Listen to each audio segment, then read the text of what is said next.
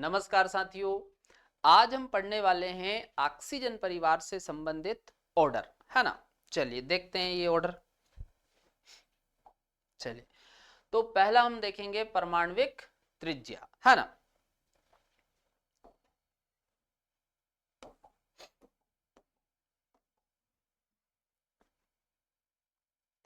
Oxygen, sulphur, selenium,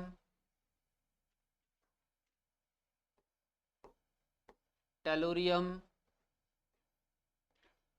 और polonium, है ना।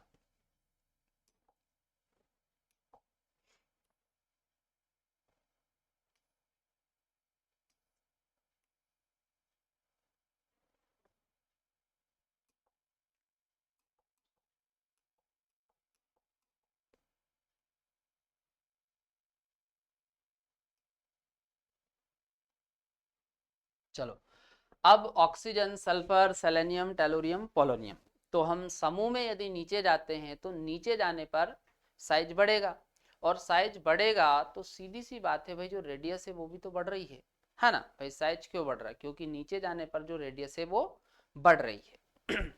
चलो इधर देखो,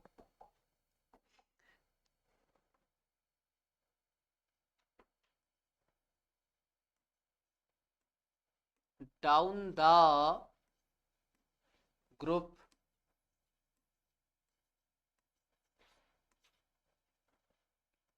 डाउन द ग्रुप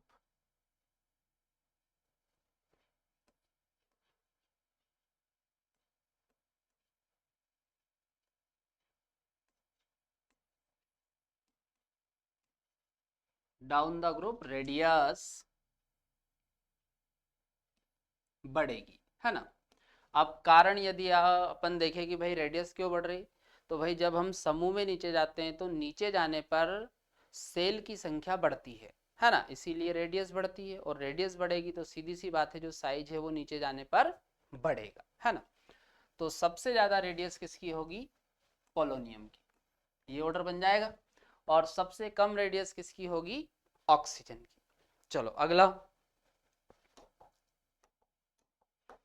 अगला हम देखेंगे आयनन एंथैल्पी, या फिर हम इसे आयोनाइजेशन पोटेंशियल भी बोल सकते हैं। चलो, ऑक्सीजन, सल्फर, सेलेनियम, टेलुरियम और पोलोनियम।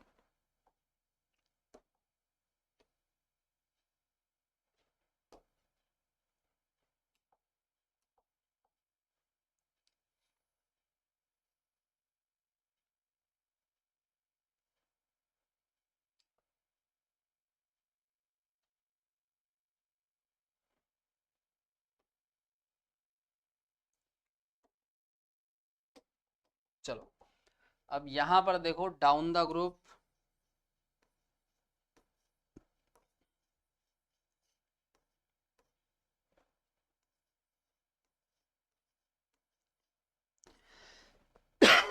डाउन द ग्रुप जो आयोनाइजेशन पोटेंशियल है, या आयोनाइजेशन एंथैल्पी बोल दो, ये कम होगा, है ना। क्योंकि ये जो आयोनाइजेशन पोटेंशियल है, आयोनाइजेशन पोटेंशियल, ये एटॉमिक साइज के होता है व्युत्क्रमानुपाती। एटॉमिक साइज, एटॉमिक साइज के कैसा होता है? व्युत्क्रमानुपाती।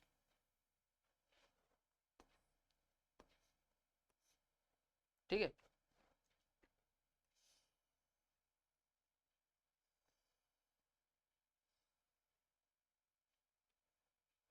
चलो, तो भाई आयोनाइजेशन जो पोटेंशियल है वो एटॉमिक साइज के कैसा? व्युत्क्रमानुपाती।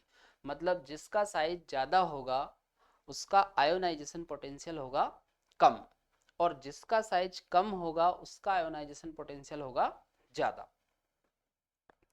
तो ये ऑर्डर बन जाएगा। अच्छा, और ये सारी प्रॉपर्टी हम पहले भी डिटेल में देख चुके हैं, इसलिए हम केवल यहाँ पर इनके ऑर्डर देखेंगे, है ना। चलो नोट करो पहले ये।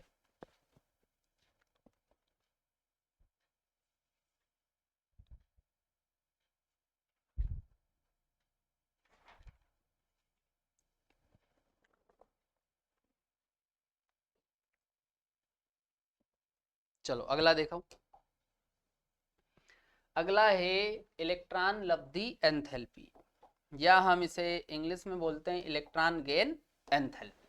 चलो तो देखो, समूह में यदि हम नीचे जाते हैं तो इलेक्ट्रॉन गेन एंथैल्पी भी समूह में नीचे जाने पर कम होती है, पर यहां पर एक्सेप्शन है थोड़ा सा। चलो देखो, तो सल्फर, सेलेनियम, टेलुरियम, पोलोनियम, और ये सबसे बाद में अपन ऑक्सीजन को लिखते हैं, है ना। चलो आगे देखो।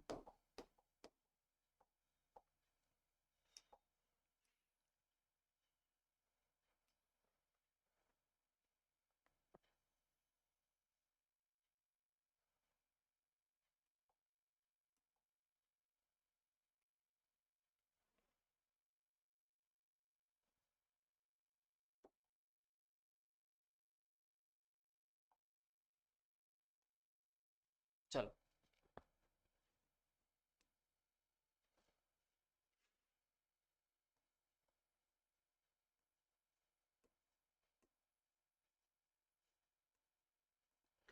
डाउन द ग्रुप,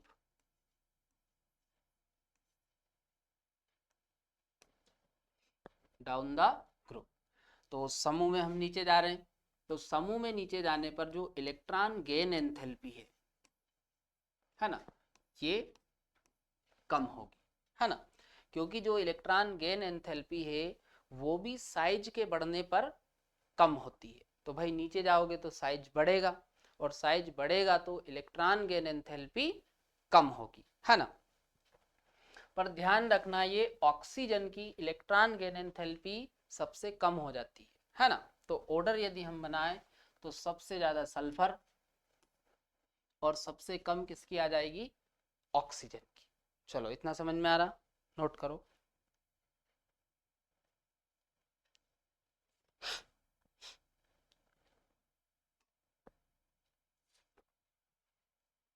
चलो अगला देखो। अगला है विद्युत ऋणात्मकता, है ना। तो ऑर्डर देखो, oxygen, sulphur, selenium, tellurium, polonium, ठीक है।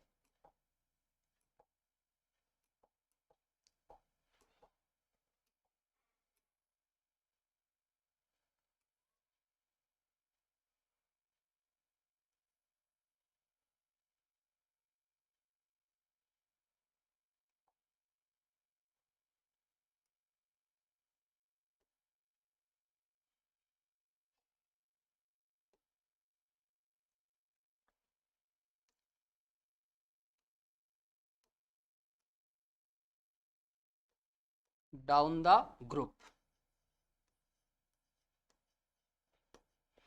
तो आप समूह में नीचे जा रहे हो, तो समूह में नीचे जाने पर जो इलेक्ट्रोनेगेटिविटी है वो भी कम होगी। क्योंकि जो इलेक्ट्रोनेगेटिविटी है, विद्युत ऋणात्मकता, ये भी साइज बढ़ने पर कम होती है ना।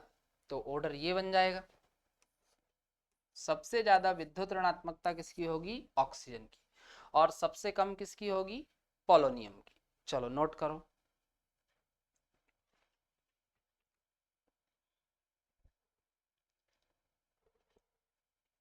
चलो कर लिया नोट, अगला देखो। चलो अगला है गलनांक और क्वथनांक। देखो, हम गलनांक और क्वथनांक को यदि देखें तो समूह में आप नीचे जाओगे तो गलनांक और क्वथनांक दोनों बढ़ते हैं, पर इसमें थोड़ा सा एक्सेप्शन है। चलो देखो क्या है।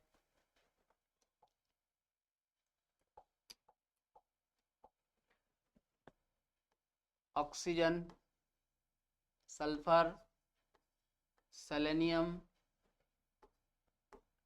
Tellurium, polonium.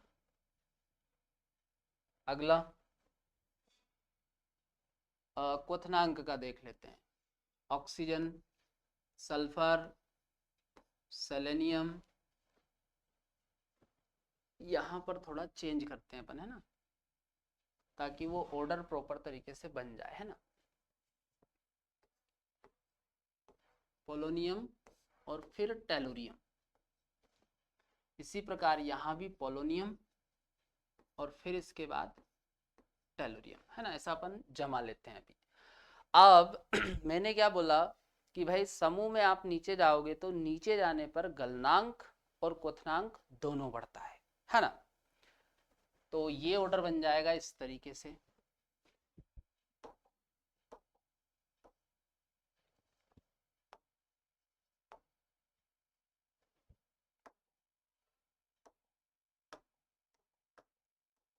ये ऑर्डर बन जाएगा, है ना। इसी प्रकार इसका भी ऑर्डर ये बन जाएगा। सबसे ज्यादा गलनांक और क्वथनांक किसका है? टेलुरियम का। और सबसे कम अपन देखें तो ऑक्सीजन का, है ना। ये यहाँ पे थोड़ा आगे पीछे हो रहा है ना, ये ध्यान रखना। चलो अब अगला ऑक्सीजन की यदि हम बात करें तो ऑक्सीजन आपको मिलेगा द्विपरमाणुक। किस रूप में मिलता है? द्विपरमाणुक। मतलब जो ऑक्सीजन है वो O2 के रूप में आपको मिलेगा, जबकि जो सल्फर होता है वो बहुपरमाणुक अणु के रूप में आपको मिलेगा। मतलब जो सल्फर है आपको S8 फॉर्म में मिलता है। जैसे ऑक्सीजन है तो ऑक्सीजन अपने को O2 के रूप में मिलता है, सल्फर तो सल्फर अपने को S8 इस रूप में मिलता है। चलो पढ़ो थोड़ा सा इसे। ऑक्सीजन परमाणु ऑक्सीजन द्विपरमाणुक अणु O2 के रूप में विद्यमान होता है, जबकि सल्फर बहुपरमाणुक अणु S8 के रूप में विद्यमान होता है ना। ध्यान रखना। तो जो ऑक्सीजन है वो अपने को काय के रूप में मिलेगा? O2। और जो सल्फर है वो अपने को काय के रूप में मिलेगा? S8, है ना। चलो अगला अगला हम देखते हैं ऑक्सीकरण अवस्थाएं। चलो देखो,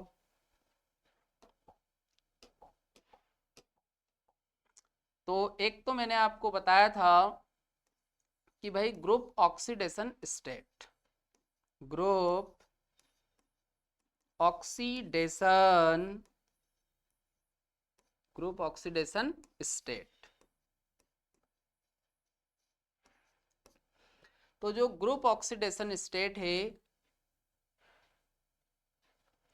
ये होती है ग्रुप नंबर के बराबर। तो ग्रुप नंबर है 6, तो ग्रुप ऑक्सीडेशन स्टेट कितनी हो जाएगी? +6। अगला, अब इसके अलावा जो भी 100 होती है उनको बोलते हैं अपन other oxidation state. Other oxidation state, other oxidation state. तो जो अदर ऑक्सीडेशन है स्टेट है उसके लिए आपको ग्रुप नंबर में से माइनस कितना करना रहता है? 2। तो ग्रुप नंबर कितना है? 6। तो 6 में से 2 माइनस करोगे तो एक तो आ जाएगा +4। अब ये जो +4 है इसमें से आप वापस -2 करो तो ये आ जाएगा +2, है ना। तो ये जो +2 वाला ऑक्सीडेशन स्टेट है ये माइनस में भी शो होता है, प्लस के साथ साथ माइनस में भी शो होता है। तो यदि अपन इनकी ऑक्सीकरण अवस्थाएं देखें तो यहां पर आपको ऑक्सीकरण अवस्था -2, +2, +4 और +6 ये ऑक्सीकरण अवस्थाएं आपको देखने को मिलेगी, है ना।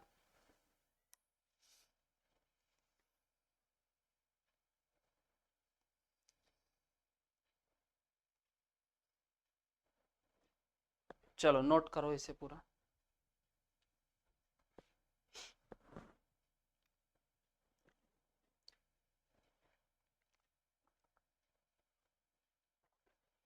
चलो कर लिया नोट?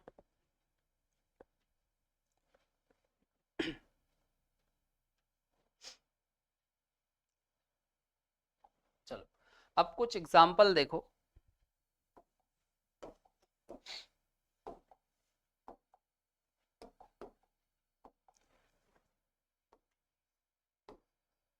जैसे एक आपको दिया जाए OF2, एक आपको दे दिया जाए O2F2, है ना, एक आपको दे दिया जाए H2S, है ना। ये कुछ एग्जाम्पल अपन देख लेते हैं ना। एक आपको दे दिया जाए H2O, है ना। अगला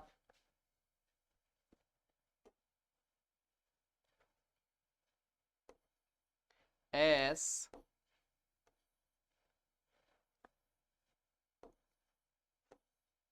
F2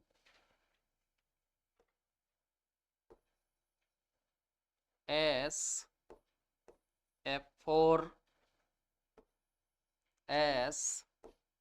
F6, है ना।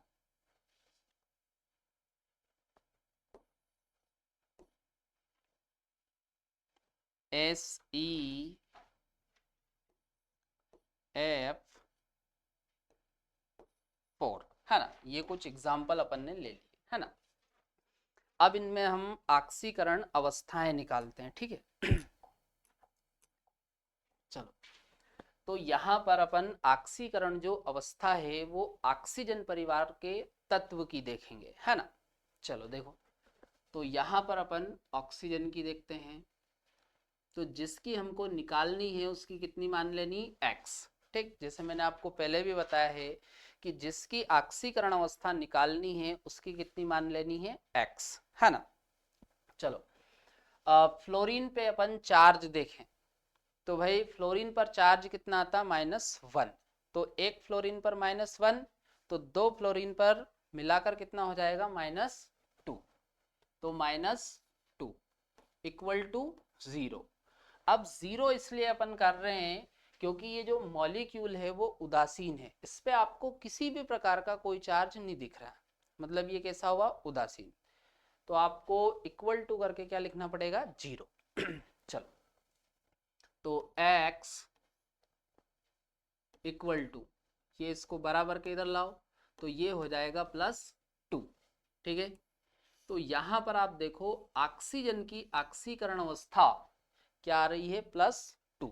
अगला यहां पर आप देखो कितनी ऑक्सीजन है, 2, तो 2x -2 equal to 0।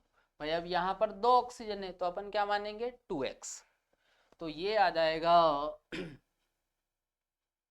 2x equal two plus का 2, तो x इक्वल टू प्लस का 1,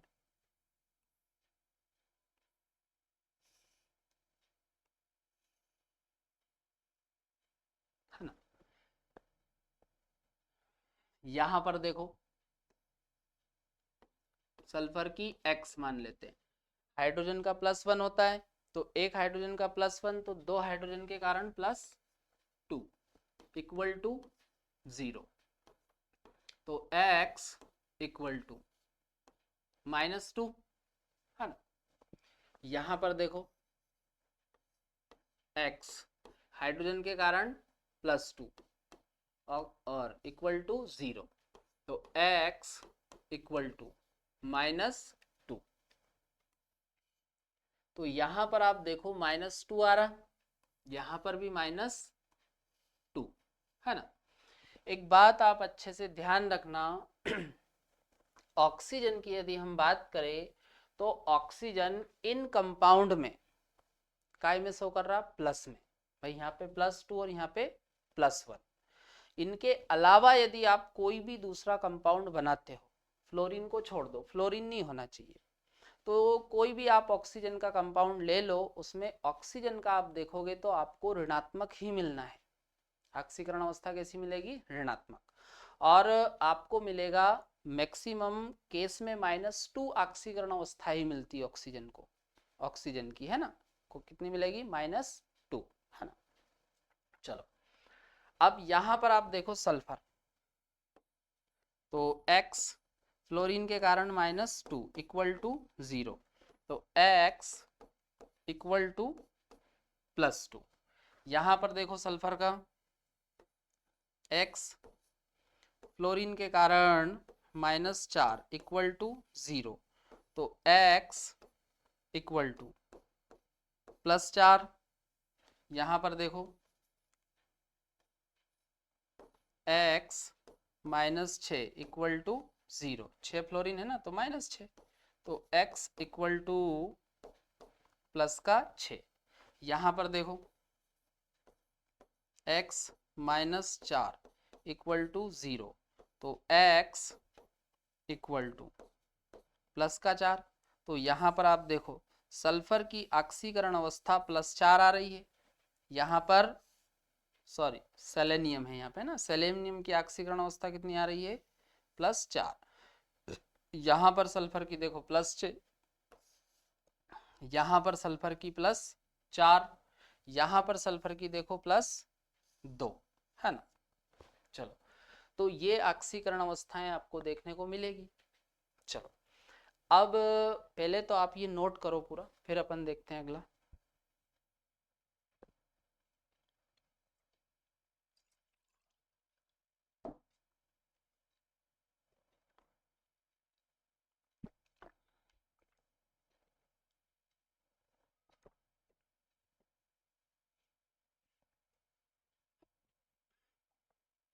चलो, अब ये कुछ पॉइंट लिख रखे हैं, है ना, इनको अपन पढ़ लेते हैं, है ना।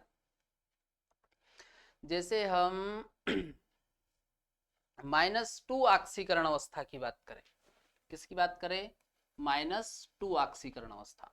तो देखो जब आप नीचे जाओगे समूह में तो -2 ऑक्सीकरण अवस्था का जो स्थायित्व है वो नीचे जाने पर घटेगा। अब घटने का कारण ये है कि भाई नीचे आप जाओगे तो धात्विक गुण बढ़ेगा, धात्विक गुण बढ़ेगा। तो इसी कारण नीचे जाने पर -2 ऑक्सीकरण अवस्था का जो स्थायित्व है वो घटता है, ये ध्यान रखना, है ना। चल, -2 ऑक्सीकरण अवस्था का स्थायित्व वर्ग में नीचे की ओर घटता है, मतलब वर्ग में नीचे जाने की ओर, है ना।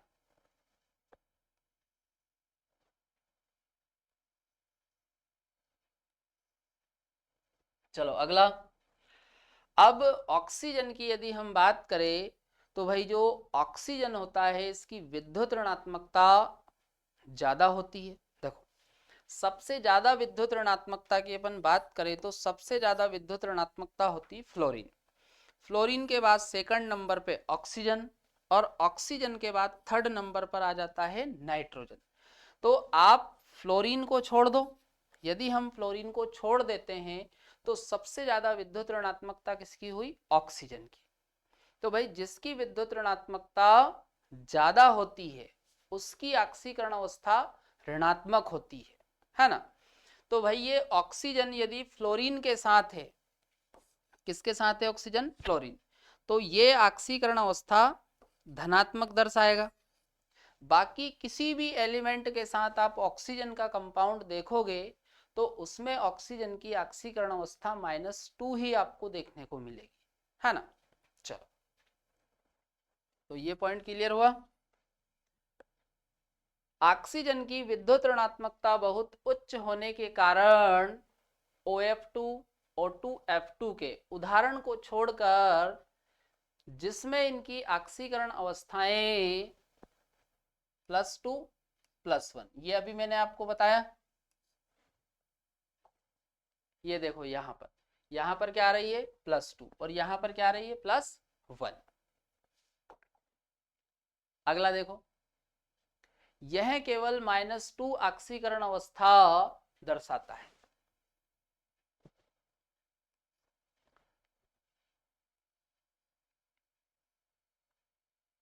चलो, अब वर्ग के जो अन्य तत्व है उनकी अपन बात करें तो ये +2 भी दर्शाते हैं, +4 भी दर्शाते हैं, +6 भी दर्शाते हैं। पर यदि हम इनकी अधिक सामान्य ऑक्सीकरण अवस्था की बात करें तो देखो +2 +4 और +6, पर यदि अधिक सामान्य की बात करें तो +4 और +6 ये अधिक सामान्य ऑक्सीकरण अवस्थाएं है। चलो अगला पॉइंट देखो, वर्ग के अन्य तत्व +2 +4 +6 ऑक्सीकरण अवस्थाएं दर्शाते हैं, लेकिन +4 तथा +6 अधिक सामान्य है ना। चलो ध्यान रखना ये।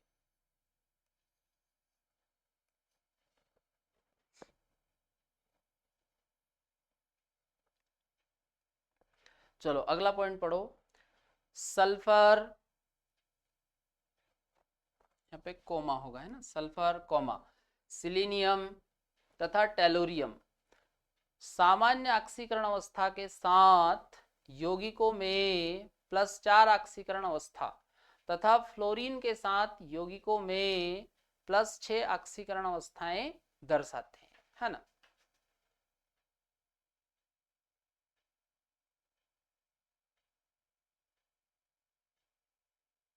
चलो ध्यान रखना है,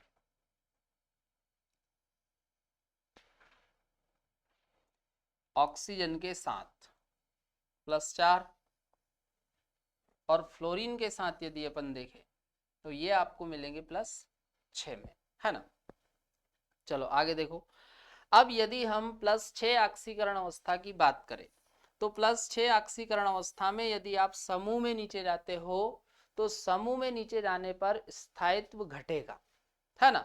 और यदि आप +4 ऑक्सीकरण अवस्था में समूह में नीचे जाते हो तो +4 ऑक्सीकरण अवस्था में जो स्थायित्व है वो बढ़ेगा। अब +4 में बढ़ने का कारण है अक्रिय युग्म प्रभाव। क्या कारण है? अक्रिय युग्म प्रभाव। चलो देखो पढ़ो, वर्ग में नीचे की ओर बढ़ने पर +6 ऑक्सीकरण अवस्था का स्थायित्व घटता है ना,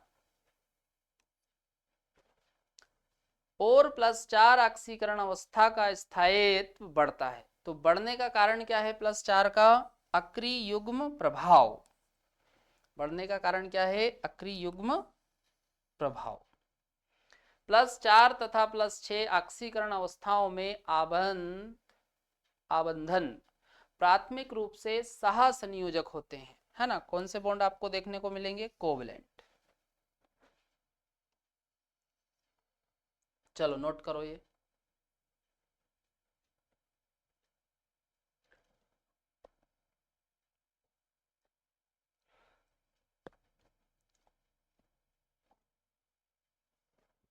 चलिए अब अगला हम देखने वाले हैं ऑक्सीजन का असामान्य व्यवहार, है ना।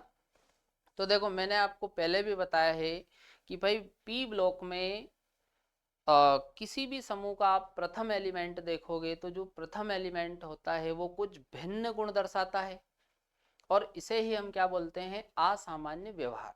चलिए, तो ऑक्सीजन का जो असामान्य व्यवहार है, यदि अपन उसके कारण देखें कि भाई क्या कारण है, तो देखो, एक तो ऑक्सीजन का जो साइज है वो छोटा होता है, विद्युत ऋणात्मकता उच्च होती है, आयोनाइजेशन पोटेंशियल अधिक होता है, और डी ऑर्बिटल की अनुपस्थिति, है ना। तो ये कारण हो गए। चलो पढ़ लेते हैं अब। द्वितीय आवर्त में उपस्थित पी ब्लॉक के अन्य सदस्यों की भांति ऑक्सीजन का असामान्य व्यवहार इसके छोटे आकार तथा उच्च विद्युत ऋणात्मकता के कारण होता है ना।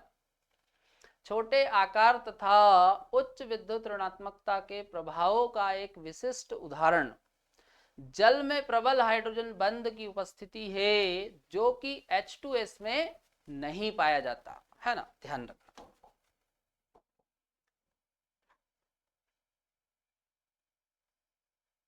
उच्च विद्युत ऋणात्मकता, छोटा आकार, है ना। उच्च आयनन विभव भी आप लिख सकते हो साथ में, है ना।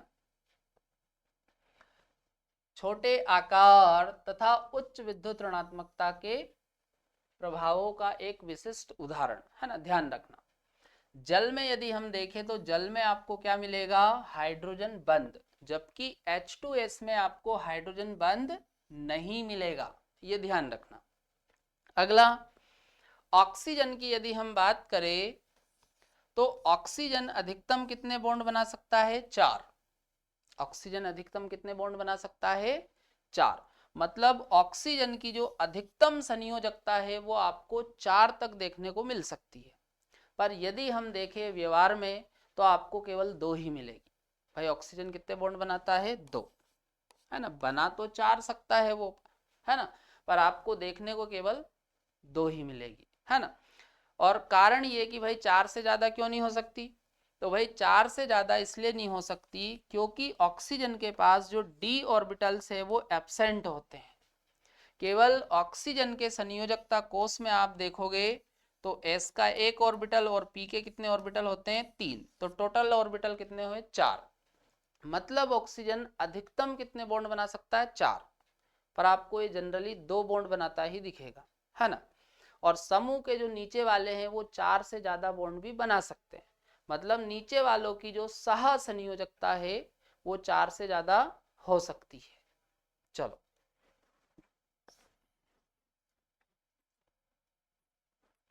पढ़ लो। ऑक्सीजन में डी कक्षकों की अनुपस्थिति के कारण इसकी सह संयोजकता 4 तक सीमित होती है और व्यवहार में 2 से अधिक दुर्लभ है। अधिकतम सह संयोजकता 4 तक सीमित है, मतलब 4 से ज्यादा नहीं हो सकती। और व्यवहार में मतलब आप कंपाउंड वगैरह जो देखोगे तो उनमें आपको 2 ही देखने को मिलेगी, है ना। 2 से ज्यादा दुर्लभ है, मतलब रेयर केस में ना के बराबर आप बोल सकते हो, है ना। दूसरी ओर वर्ग के अन्य तत्वों में संयोजकता कोष का विस्तार हो सकता है ना, और सह संयोजकता 4 से अधिक होती है, या फिर यूं बोल दो हो सकती है ना। क्योंकि भाई नीचे वालों में क्या आ जाएंगे? D orbital. नीचे वालों में क्या आ जाएंगे? D orbital.